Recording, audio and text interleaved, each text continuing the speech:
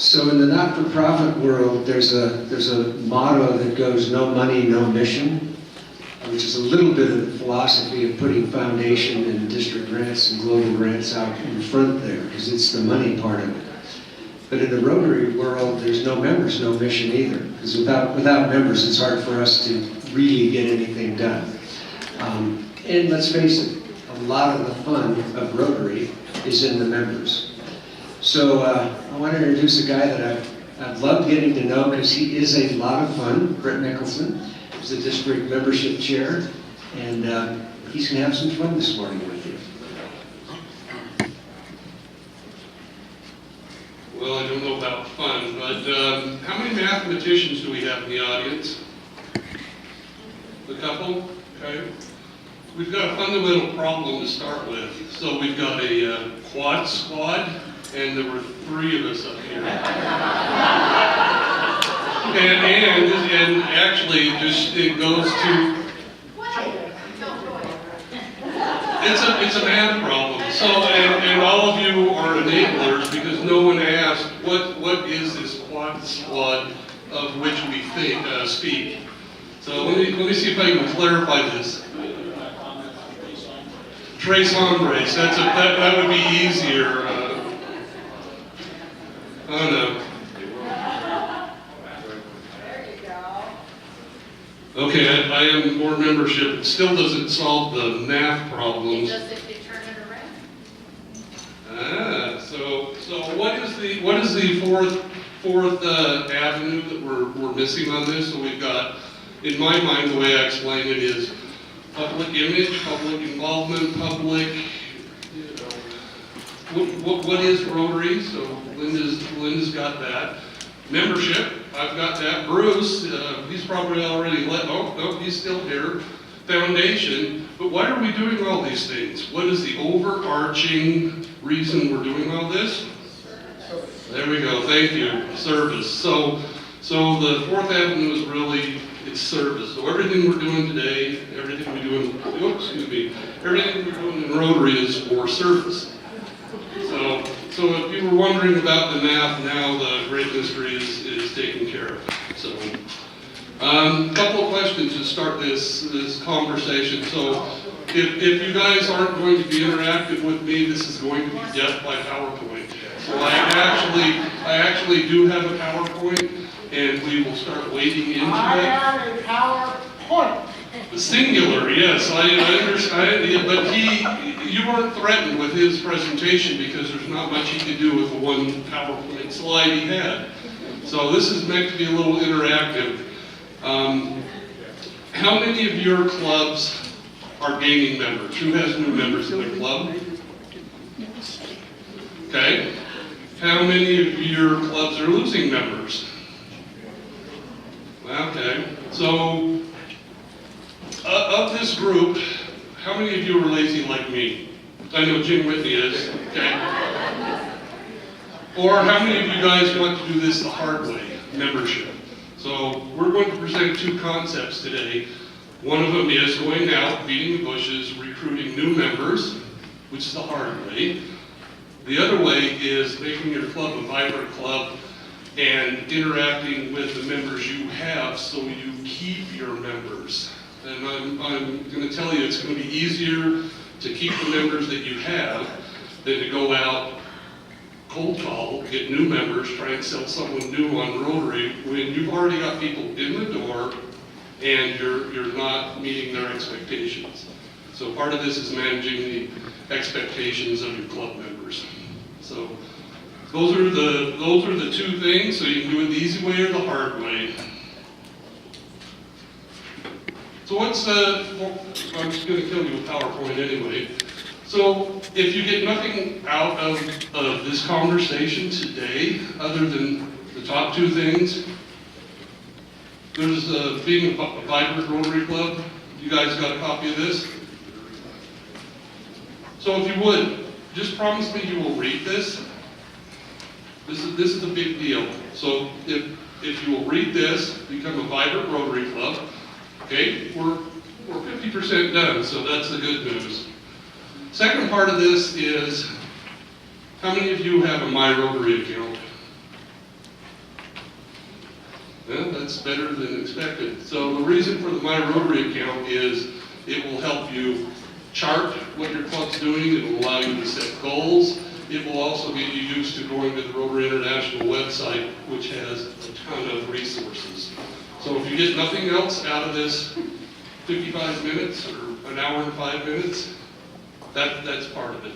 So that being said, what would you like to get out of this hour and 5 minute presentation, other than to be done in 45 minutes? Bruce tried that, but that didn't work out well. So we may get roped into the full time. So what are you looking for out of this? I mean, Does anyone need one? does anyone need be a vibrant Rotary Club? Thank you. So what do you guys want out of this presentation, other than to get to lunch early, and we may not be able to do that? Yes? Ideas how to keep our membership. So ideas on how to keep membership, okay? Yes? I'd be curious about some of the analytics regarding this particular district as it relates to turnover and retention and like what the youth groups are as it relates to that. Okay, so one very important thing today as well, and it's been mentioned already, get to know your AGs. Because what happens every month, and this is a big, so this entire presentation is going to be available to you in written form, or better yet, it will be posted on the website, so you will have links to all the things we're talking about. One of these is going to be how we chart membership. So every month, membership's charted, so every club can see where they're gaining members and losing members and things like that. If you were to get on and do a My Rotary account, you could log on to your own club and you can see the breakdown in your club by age and by sex. So, what else would you like to get out of this today? Stuart, you want anything out of this today? You're coughing back there. Huh? I'm here to learn. Okay, so what we're going to go through first then, since I'm not getting any takers on this is my contact information. Brett Mickelson, that's my email. Again, all this, you don't need to feverishly write all this down. All this is available in a handout, and it's available or will be on the website. So we're going to start with the hard way. Since you guys want to do this the hard way, we're going to start with getting new members. Okay? You want to do it the hard way. Because you're from Vernal, and that's the way you guys do things. Right? Okay. So your club you should take a look at your community, and your club should be a reflection of your community. So the demographics, old, young, male, female, any kind of religious type of things, any kind of minorities, any kind of anything, you need to actively reach out. And it's pretty obvious when you go to a Rotary meeting what may be missing in your club by looking at your community. So there are assessment tools that this will link to that will allow you to make an assessment of your club, what you're doing well, where you can improve. How many of you have, you're going to love this one. How many of you have membership chairs? Okay. Would any of you like to share that information with the district? Because I've been in this role for about 9 months, 8 months, and out of 49 clubs, I've got 8 membership chairs. So at this rate, it's going to take me a while to get the word out. So what that has done, though, it's forced me to go to a plan B, because we're not able to. Well, some clubs don't have membership chairs. They'll be empty. So what we're doing now is we're going to all the AGs. So again, get to know your AGs. The membership committee is myself, Paul Summers. Paul, are you awake back there? So Paul's going to be the lieutenant governor over membership, and he works with me closely on some leads we get. But what's going to happen, and this is, you guys got to pay attention to this, or you're going to be a membership chair in 2 years. So this idea came from Sean. We've had such a problem getting people to sign up for membership chairs. Now, by default, what we're going to do until you send us the information we need on your membership chair. The past past club president is the default membership chair. So you guys might, yeah, so Jim's like writing this down like, all right, number one, yeah, membership chair.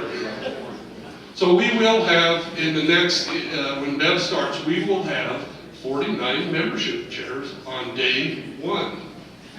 We haven't necessarily announced that to the existing presidents. It'll be a pleasant surprise for them. So that's how it's going to work. That's how this whole thing is set up. So the AGs now are going to be, all this information is going to run to the AGs, and all that's going to go to the clubs. And the reason we're trying to do it that way is I have no idea what club you're in. I have no idea where you're from. I don't know what your needs are. I don't know what your club's strengths and weaknesses are. But your AG now is going to be forced to get to know every single club and interact with you. So they will be able to hopefully get information that is meaningful to you and not, so it never feels like it's the district telling you how things really ought to be because we know everything. Because the fact is, the solution for membership is not me. The solution for membership are all you guys. So that's the way that whole thing is going to work. There's a couple of important things, and I've seen it work in the club I'm in Park City Sunrise. This new member flexibility, are any of you aware of what that means? Anyone? Please. I have a big idea. Well, Some of the things that we say that Rotarians do, maybe a lot of new members don't want to quite do that. Tailored, what you expect of them based on what they want to do. Attendance is one area. Dues, I don't think there's possibility there. It could be, that they can't be involved in coming to meetings as much as they can be involved in service. And that's what attracts them, so that's what it is. So in a nutshell, that's exactly it. So in the 2016 Council on Legislation, they changed up some of the requirements for membership. Yes? So I'm in the National Club, and what we've done is we've implemented this starting in April, where we're going to have multiple meeting times, so we do have multiple different membership times. And what are your expectations of that? So we had a kind of a dinner last week, and we had 12 people turn in their starts during the club. Well, that's great. So part of this is the flexibility. Like I said, I'm in the Park City Sunrise Club, and Park City Sunrise, there's a lot of people that travel quite a bit. So this flexibility that is now legitimate, we started practicing 15 years ago. So as far as some of the membership, it's like, well, you can't make it every single week. You're at the service projects. We're making allowances for dues and things like that, as long as we're paying the RI dues, the district dues. So we started doing that. If we showed no flexibility with people's travel schedules and commitments, we would have died before we ever got started. So that's part of the flexibility. There's also available to you satellite clubs, e-clubs. So if the traditional format that you're seeing in your club is not working, there are other options as far as meeting times, way to meet. The fees associated with that, especially the e-club, can be less as well. So rather than lose a member because they can't make the meetings, or perhaps the dues are a little bit onerous, there's still options for them in the e-club. Yes? I just wanted to point out, we have an e-club in our district, so we've had to elect that. Could you say that again? Sorry, I have a little voice. We're educate, please? She's not an E-club, What she's is the an E-club president. president in our club? This is the physical representative of an E-club, so they do exist, and in the district they're affiliated with the West Jordan Club, correct? That's correct. Yeah, so if you have any Until our membership questions, grows, right? what's that? Until our membership grows and we get to fly on our own, but Yep, but these options didn't exist years ago, so, yes. I want to expand on what Clint said, because I went to the council leadership meeting, and there are ways you can do the dues. Their dues, I think they said are $200 every quarter, and that is kind of cost prohibitive to some people. And so they have a new schedule that if you don't come and eat lunch, and if you can only attend some of the meetings, then it's only $50 a quarter, which is more doable for some of your regular people. So you can fix your fee schedule, your dues schedule, or whatever, adjust it for people that don't have it. And in fact, I received a number of emails this week on exactly that. I believe it was Red Rock Rotary Club that Scott sent me information on that club. They have an entire tier of membership, from family membership, corporate membership. So they're looking at when you eat, what you eat. So our club, we now have a group that can have coffee only or full breakfast, but we're doing the same thing to make it a little bit more friendly on the wallet, if you will. So, but that's a big deal, and I've got a number of emails this week on that. Yes? And I'm with the Red Rock Club, and I'm their secretary. And Stand up, please. Sorry. I'm Lil Barron with the Red Rock Rotary Club, and I'm their secretary right now. And so that's one thing that I find with even the club members that don't come every time, that they pay in those other tiers. When I ask at the end of the month, have you talked? Have you done anything about Rotary? They're out there usually talking at Rotary, whether they're there at the meetings or not. So you find that they are even more active than some of the people that come every week. So I just wanted to point that out, that it's not a bad thing. No, it's a good thing. Also, if you ever hear this statement being made in your Rotary Club by your president or any of your chairmen, it's like, well, where has so-and-so been? Well, they've been missing for a while, but we still make money on their breakfast because we put that to good use. So every one of those people, that's going to identify for you the next person that's leaving your club. So it's a very myopic view of membership that, oh, it's great because we're collecting money from them not being there. So if you hear that, please straighten people out. All right, so we talked about, do you have membership chairs? And the overwhelming response is maybe we do, maybe we don't have membership chairs.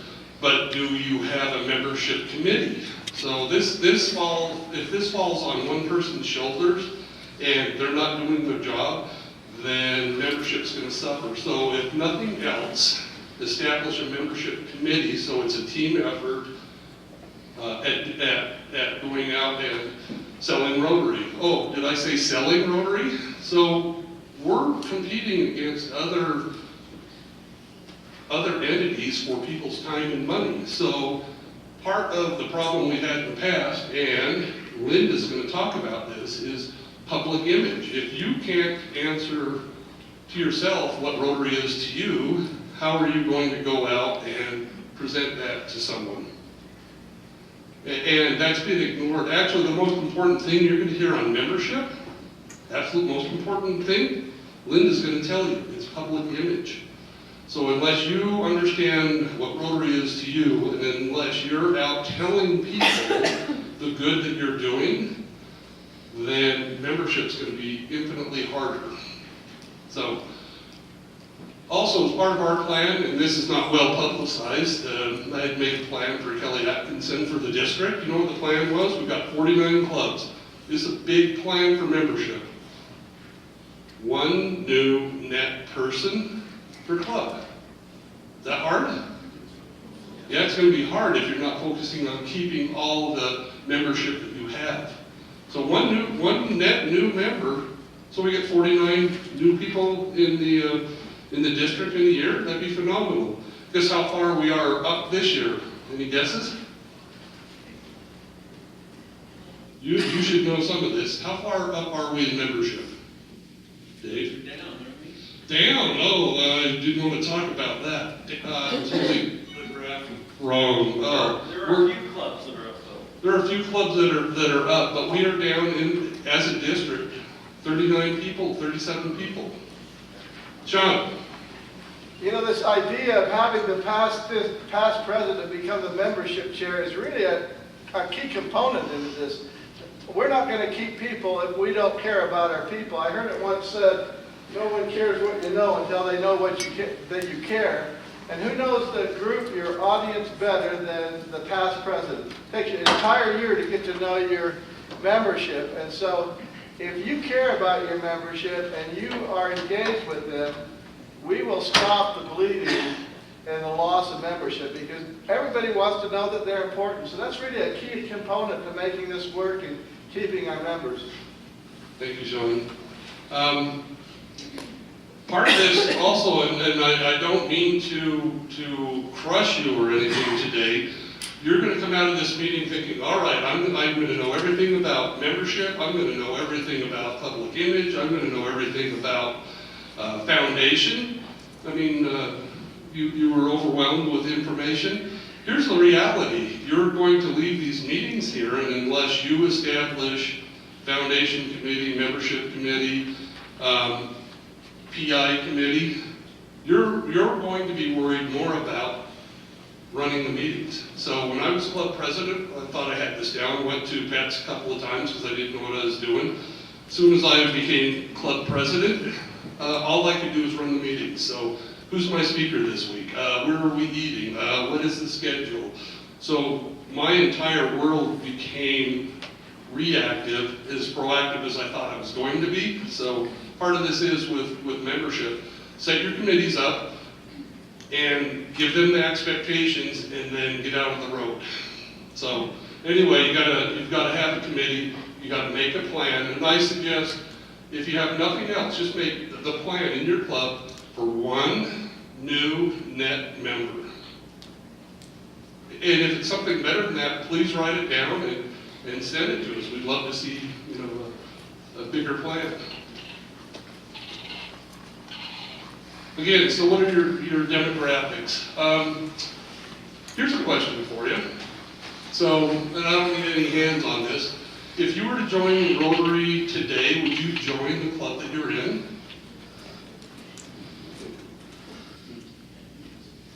Okay, so the positive things in your club, is your club welcoming? So you have a greeter? Does everyone have a greeter? Someone walks in your club, is there always someone there to welcome them, get them introduced to people? These are just questions. Yes.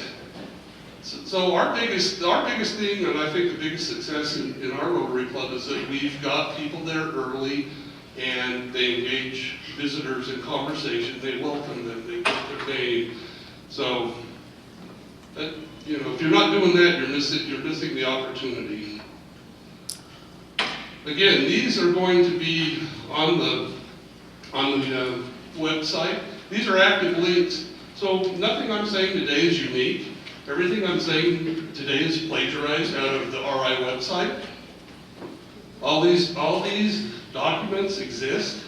So if you would take time before you become club president, take time to look through this. There's a number of documents here that will tell you how to engage people, where to find new members. That's going to be on the website. All right, this is the most important. So I started with the absolute hardest way to grow your Rotary Club's new members. What are you doing to keep your members? So if people are missing in your club, do you just make a phone call, follow up, where they've been? You have new member orientation. So are you managing the expectation of your club members by giving them an orientation on what to expect? Are you assigning them roles? So if people aren't busy in your Rotary Club, if they don't have a job to do, then they become uninvolved and then pretty soon start missing meetings. Speakers. Who has really good speakers? Who has really bad speakers? Who invites speakers to their club as a potential new member? So it's how you engage the people. Service projects. Everyone's got service projects regularly. How many did we have this week?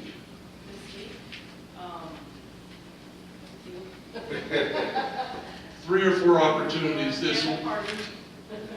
Okay, here's another thing. So Rotary to people, it's completely different to each person. Why did you join Rotary? Was it for exposure to business? Okay, when I first did it, that could have been my motivating reason for joining Rotary. Is it service? Now that's why I'm in Rotary. But it changes year to year, so you need to look at your club and see if you're providing opportunities for, well, here's another one. The older you get, how much smaller does your social circle get, right?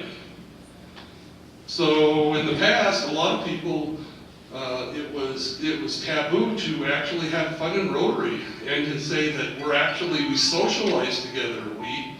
We actually enjoy each other's company. We're friends. I would go so far as to say in my Rotary Club, it's kind of like I found my tribe.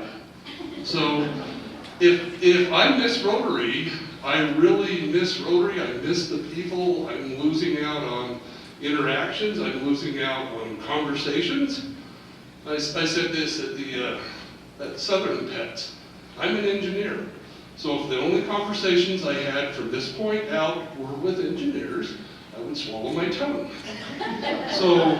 So my way, and this is self-serving, for me, Rotary is a way to learn about other vocations, to learn about other people's interests. It's an easy way to live life vicariously, if you will. So I wouldn't know anything about medicine. I stayed at a Holiday Inn, and it was pretty good, but Scott's, helping out with that.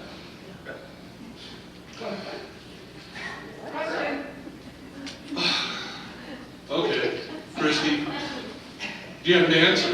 Those are even better. Do you have an answer? Okay. Stand up, please. Okay, so the Rock Club had a fundraiser a couple weeks ago, a great fundraiser.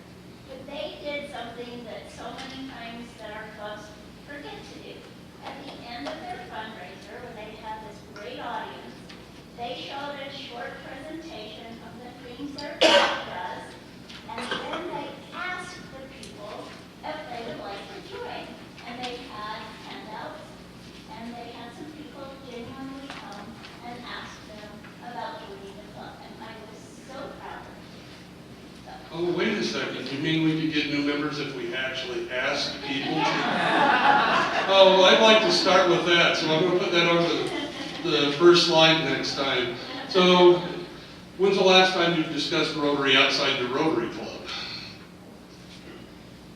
Do you bring it up in conversation? Do you wear the pin? I'm guilty of not doing that as much as I should. And have I asked someone recently to join? No. Should I? Yes. So that's the biggest thing. One of your latest additions to the Salt Lake City Club's been volunteering at Ryland for years, Amanda. And what was the problem with that whole thing? No one asked her. So it's like, okay, we could all, yes? We were doing our fundraiser, and I was out getting donations for auction stuff, and I printed my own package, my own expense, so I could invite you to be members as well. And I said, even if you don't, we'd love to have you as a member. And so I have interested people who And all this is just a slight deviation of your daily pattern. We're all out doing good things. We're all out doing service. We're not following through with the ask. Ask people if they want to be involved. We do a bit of cooking at the 4th of July. We couldn't do that by ourselves. We go out in the community and ask people to help us in service on a number of different things. And you're showing them by example the opportunities and what you do as a Rotary Club. So a lot of this is leading by example. So, yeah, good point, thank you. Again, there are a number of resources available that will let you go through a member assessment tool. It will foster the conversation in your Rotary Club. If you're losing members, there's a reason you're losing members. You're not managing the people's expectation, you're not providing whatever opportunity that they were expecting out of your Rotary Club, whether it's opportunity to meet people, whether it's a social opportunity, whether it's local service, whether it's international service. So, Hello? questions? No? So these are going to be available. You can click on it. Please look at this stuff before you become club president, because as they do that, you'll be worried about paying the bills for food. You'll be out scouring the ground for speakers. So please do that now in preparation. In this district, I don't know if this is available, Greg, maybe you know, is this available in all districts? Okay. This membership data is available every month by about the 10th of the month. I'm sending that out to AGs right now, but this membership data is available for every district and every club in every district. What you'll see, and the link will be available, what you'll see in this is the membership, the clubs in green are memberships that are growing. The clubs in yellow are holding their own, and what you'll see, the clubs in red are losing membership. So a lot of times you think you're doing well with new members. I think I'm doing well with new members. I see as a member the new people coming in, so you think everything's fine and you're growing. But as just a typical member, or sometimes even as club president, you're not paying attention to the people that are leaving.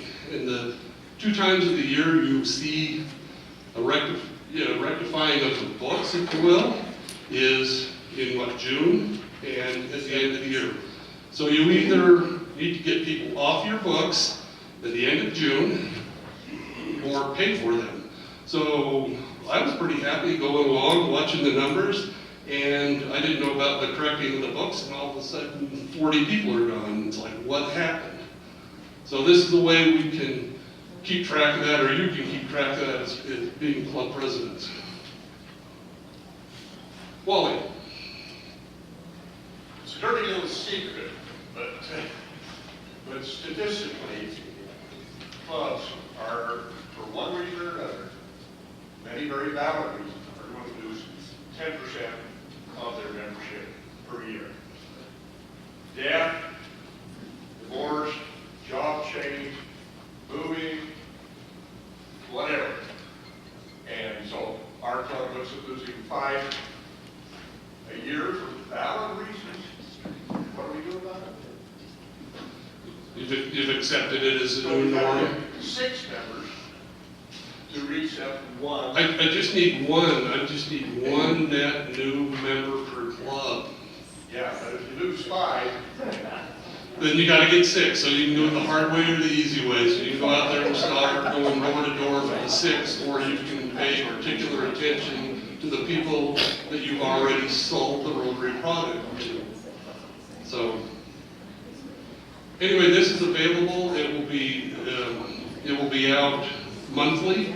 There's another thing too. So, how many of you AGs in here have gotten emails from myself or Paul regarding referrals? A couple of them. How many of you follow up on those things quickly? Okay, 1. Okay, so I'm going to talk to either Devin, either talk to you or Sean or something. Now all the RI information that was was being sent to me and I was sending to Paul is going out to all the AGs.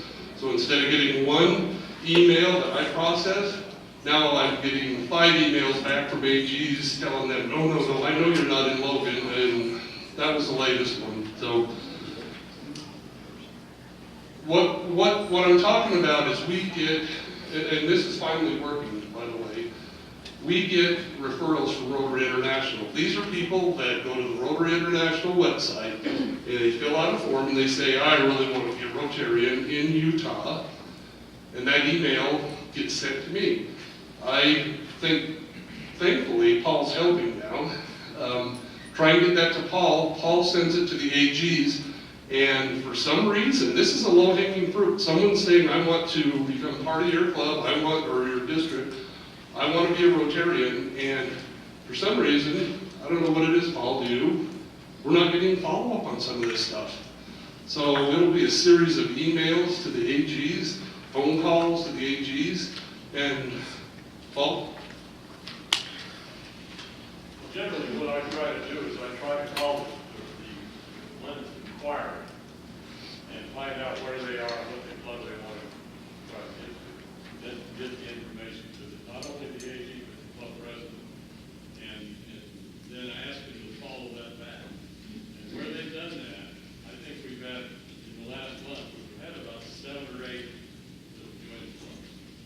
But what it takes is they need to hear a voice. If you just send them an email and forget it, it ain't gonna work. So if they hear your voice saying, hey, we really want you in this club, then you get action, then you'll get something else.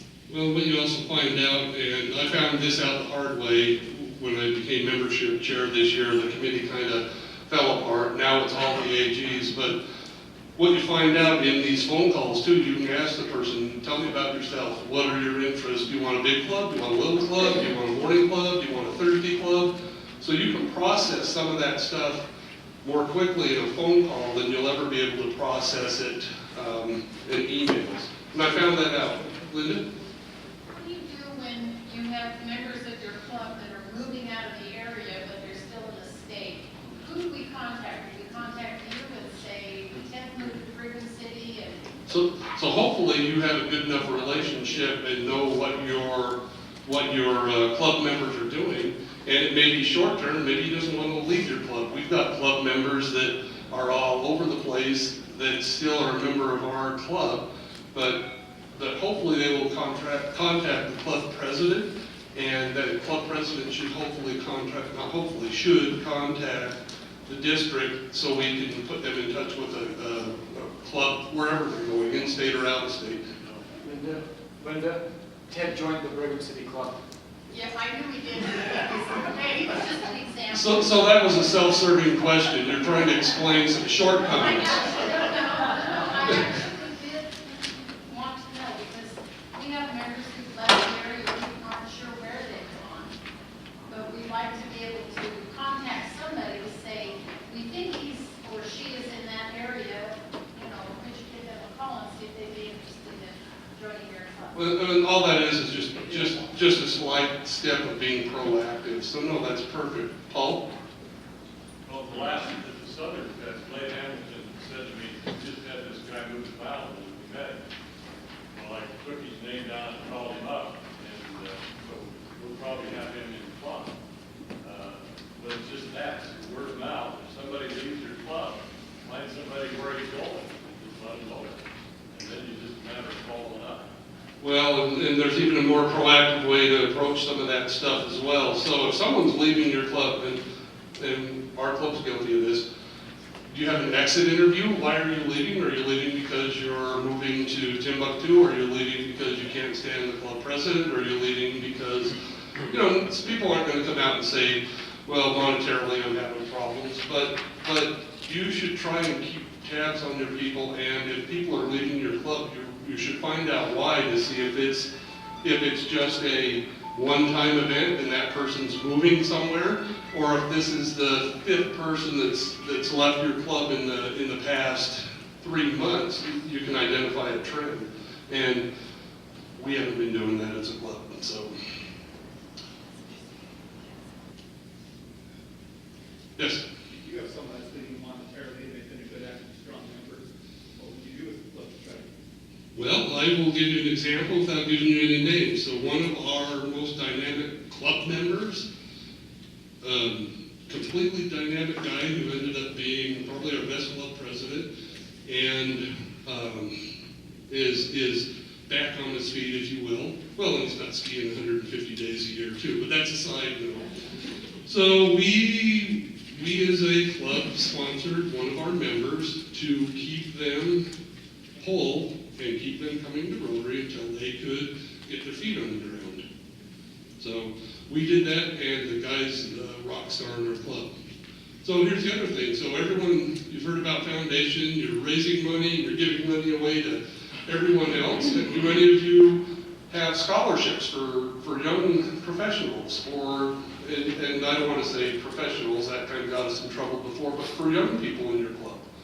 Do you take a portion of what you go out and raise funds for? Do you, as Stephen Covey put it, do you sharpen the saw? Do you invest in your club? Do you offer a reduced membership for X amount of time for a younger member? So, yeah, everything we raise in Rotary, we don't have to give it all away. You can invest in your club, so you grow your club. So what's the importance of growing membership, Bruce? So we can do more service. By giving money to the Foundation. There you go, just see if you're paying attention. So working backwards on things, the foundation doesn't exist without the membership, and we can't drive membership without the public image. So that's the big deal, and that's what's been missing in the past. We've never told anyone what we're doing. Rotary's never really promoted themselves. It was sacrilegious, I guess. I don't know why, but okay, this is the bottom line of it. Make a goal, make a plan, work the plan, and if you do not assign a membership chair, in 2 years, you're going to be a membership chair. So you might want to get in front of that a little bit, or you're going to be, the Rotary's a gift that keeps giving. You're going to be involved in this thing forever. So, what are you going to do, Jim? Gonna membership chair, and make it a committee.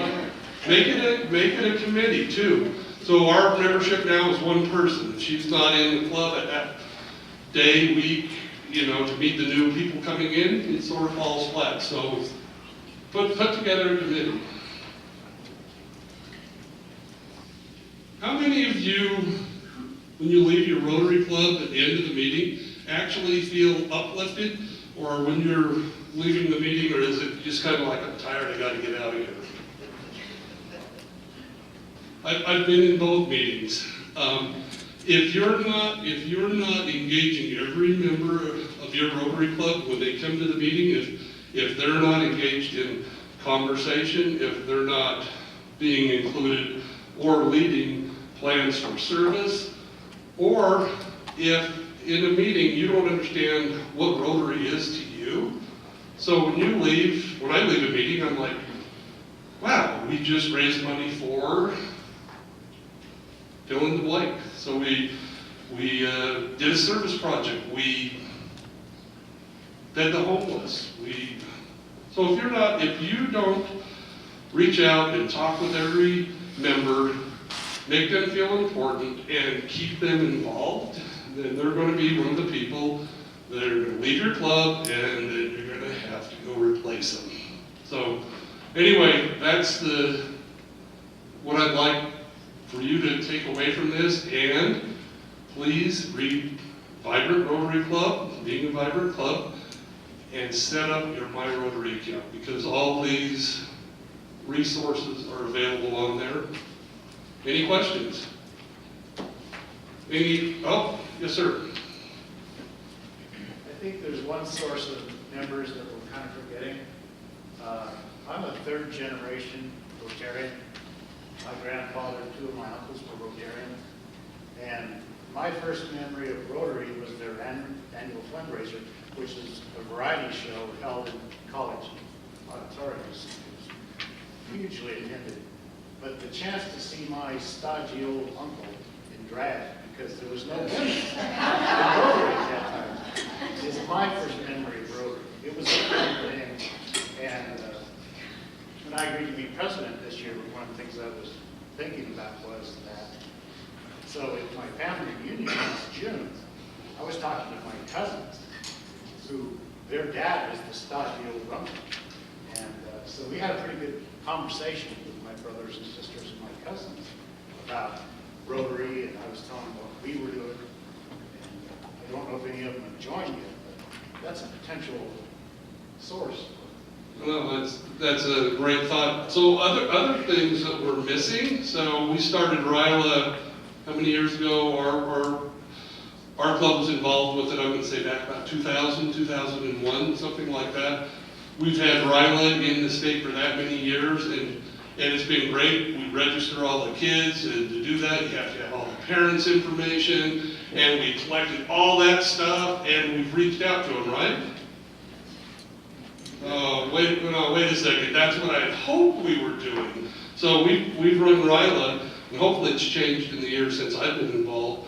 We completely neglected the youth. So every one of those kids, and I run across one kid, I say kid, the guy's 30 now, ran across him recently, and I'm like, yep, we lost complete touch. So that entire train of contact from RILA, through Interact, through Rotaract, through being a Rotarian, was completely lost. So hopefully, we're putting a Band-Aid on that, and we're collecting the information, because you've got the information on the kids and the parents. So, yeah, we're missing that as well. Other questions? Jim? So, Brett, advice on newer members / younger members, and how to get them. I mean, what I've kind of seen on our club is the newer members are slow to really get involved. It takes a few years for them to really sort of get to know everybody enough to want to jump in. So in trying to put together my board, I tried to involve several of our newer members, and a lot of them just kind of said, yeah, no, not right now. Yeah. And so any advice on that, on how to bring them in more quickly? What you're doing there is exactly what I would have done. Maybe they won't share something, and if they don't sign up to be on a committee, don't give up. Let's just keep tasking them. What I was doing, trying to figure it out, and I stumbled into a board meeting. You just handed me a binder and said you're going to be the chair. I wouldn't have done that. You did. Well, I said congratulations, so that was a new member orientation at the time. So I've set the bar low for the rest of you. So you're all going to be overachievers. Don't be that guy or gal. Thanks a lot for bringing that up. But that happens, and that still happens in our club. We're not managing people's expectation, and we're not giving them the new member orientation. How many of you have firesides? Yeah, what's a fireside? Yeah, fire sale? No, fireside. How many of you have classification talks? So that's a big deal. So new members coming into your club, put them in front of the club with a classification talk as fast as you can, so that they're introduced to the club. It breaks the ice. It fosters relationships. Oh, and by the way, relationships, that's the whole reason Rotary, Art. No, you can have this. What our club's done is the member focus, so it's not just the new members, it's the old members. Because you can go for a year, the new members, who are these faces? So it's... This is all about relationships. So everything we do out of our club, and I would say the district, is relationship based. So it's about establishing relationships within the club, between each other, between the clubs in the district, between the district and the zone. So this is all about building relationships, however you do that. Okay, we're getting close. Any questions? Art, I'm not going to drag it on. Uh-oh, Paul. You know, one of the things I'd be interested in is, and we've heard some of it, but what are all the clubs doing in membership? I mean, it'd be great exactly where I was headed. Thank you, Paul. Great segue. So if you're a Rotary president-elect nominee or a club officer, and that's, in other words, club member, please raise your hands. Okay, so is there any table with less than 2? Okay, so if you're by yourself, join another table. I don't want you talking to yourself. Paul's got a great question. I'd like at your tables to take 5 minutes and hear from each other as to what are your best ideas for building membership. So both retention, recruitment, and this building relationship. What are the best ideas that work in your club? And share those. And we'll do a quick 5-minute popcorn of the great ideas you've heard at each table. Okay, so what are the best ideas for membership, retention, recruitment, building relationship in your club? Spokesman person. Yes, I got elected. They just pointed. Anyway, we have some great ideas. District Governor Sean suggested that we have, get to know people as they come to our Rotary clubs and invite them to become members. Also, it was suggested that you look at your previous roles of past people in your clubs and let's see if they've, whatever reason they dropped out, that maybe they're now available to come back to Rotary and invite them to come for some socials and get involved with whatever project you're doing. Also, if you're engaged with your banker at the bank or whoever you're engaged with, talk about Rotary and invite them to come to Rotary. We invited our mayor to come to talk about the state of the city, and he came and we pinned a pin on him. He says, congratulations, you're a member. Next thing you know, he was president. So it all works out. So those are just a few ideas. All right, the master of ceremonies, if you don't see the hook around my waist, is giving me that we're out of time. But along those lines, let's continue this conversation tomorrow. I have the opportunity to have 3 breakout sessions, and I would love to hear the ideas that you have. We will tally those, and then we will make those ideas available to everyone else. So sorry for the miscue here, but he's making me do this.